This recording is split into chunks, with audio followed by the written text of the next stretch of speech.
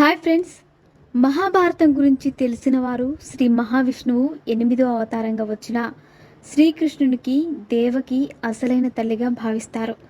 శ్రావణ మాసంలోని కృష్ణపక్షం అష్టమి తిథిన రోహిణి నక్షత్ర లగ్నమందు జన్మించిన శ్రీకృష్ణుడికి దేవకి, యశోద ఇద్దరు తల్లులు ఉన్నారని భావిస్తూ ఉంటారు. మన సినిమాలు, సీరియళ్లలోనూ వీరిద్దరిని ఎక్కువగా చూపిస్తుంటారు. దీంతో అందరూ ఆ వేణుమాధవుడికి ఇద్దరు తల్లులు అనుకుంటారు. అయితే వీరిద్దరితో పాటు శ్రీకృష్ణుడికి మరికొందరు తల్లులుగా ఉండేవారు. వీరితో పాటు మరికొందరు మాతలను ఆ నీలిమేఘ శ్యాముడు అవకాశం కల్పించాడట. ఇంతకీ ఈ కన్నయ్య భూమిపై ఉన్నంత వరకు ఎంతమంది తల్లులకు ఇలాంటి అవకాశం ఇచ్చాడో, ఆ మాధవునికి అమ్మ అయ్యే అదృష్టం ఎవరెవరికి దక్కింది, దేవకి, యశోదలతో పాటు ఇంకా ఎవరెవరు ఆ వేణుమాధవుడికి తల్లి అయ్యే అవకాశాన్ని పొందారనే ఆసక్తికరమైన వివరాలు ఇప్పుడు తెలుసుకుందాం. పురాణాల ప్రకారం శ్రీ మహావిష్ణువు 8వ అవతారంగా వచ్చిన శ్రీకృష్ణుడు వసుదేవుడు దేవకీలకు చెరసాలలో జన్మిస్తాడు. కాబట్టి ఆ కన్నయ్యకు జన్మించిన తల్లి దేవకి తన సోదరుడైన కంసుడు మధురలోని ఓ చెరసాలలో వారిని బంధించిన సమయంలో తనకు పుట్టిన బిడ్డలను పుట్టినట్టే చంపుతూ ఉంటాడు. అయితే శ్రావణ మాసంలో కృష్ణపక్షం అష్టమి తిథిన అదే చెరసాలలో కృష్ణుడికి జన్మనిచ్చింది దేవకి. ఈ కారణంగానే శ్రీకృష్ణుడికి దేవకి నందనుడు, వాసుదేవుడు అని పిలుస్తుంటారు.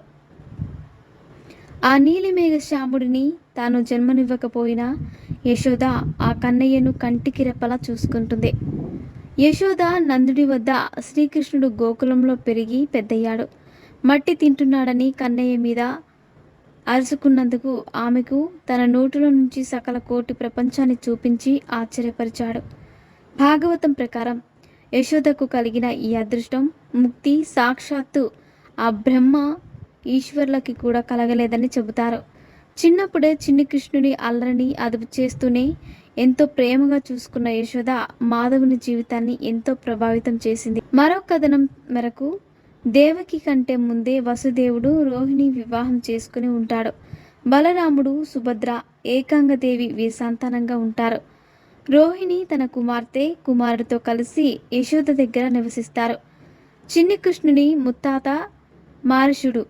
ఆయన సవతి తల్లి అయిన రోహిణి నాగజాతికి చెందిన వారని చెబుతారు.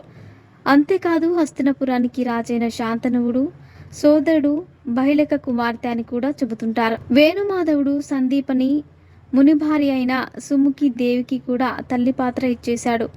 శ్రీకృష్ణుడు, బలరాముడు, సుధాముడు సందీపని మహర్షి దగ్గర శిక్షణ పొందారు.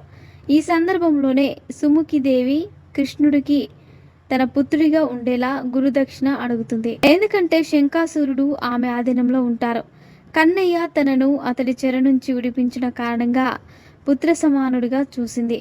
అనంతరం గురుమాత కృష్ణుడికి ఆశీర్వదించి ఈ తల్లి నీకు ఎల్లప్పుడూ దూరం అవ్వదని చెప్పేసింది. మరోవైపు కృష్ణుడు బతికినంత కాలం ఆయన తల్లి అయిన దేవకి కూడా జీవించే ఉంది. భాగవతం ప్రకారం చిన్ని కృష్ణుని గోకులంలోనే హతమార్చుకునేందుకు కంసుడు పూతన అనే రాక్షసిని పంపుతాడు. పాలు తాగే వయసులో ఉన్న మాధవుడి వద్దకు పూతన వస్తుంది. తన రొమ్ముల్లో కాలకుట విషాన్ని నింపుకొని శ్రీకృష్ణుని చంపాలని చూస్తుంది. అయితే పసివాడి రూపంలో ఉన్న వేణుమాధవుడు ఆ విషయాన్ని ముందే గ్రహించి తన పాలతో పాటు రొమ్ముల ద్వారా రక్తాన్ని పీల్చి తనను హతమారుస్తాడు.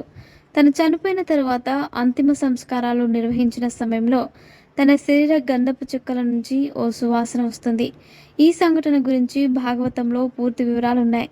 దీని తర్వాత ఆ శ్రీకృష్ణుడు పూతనకు కూడా తల్లి హోదా ఇచ్చేశాడు.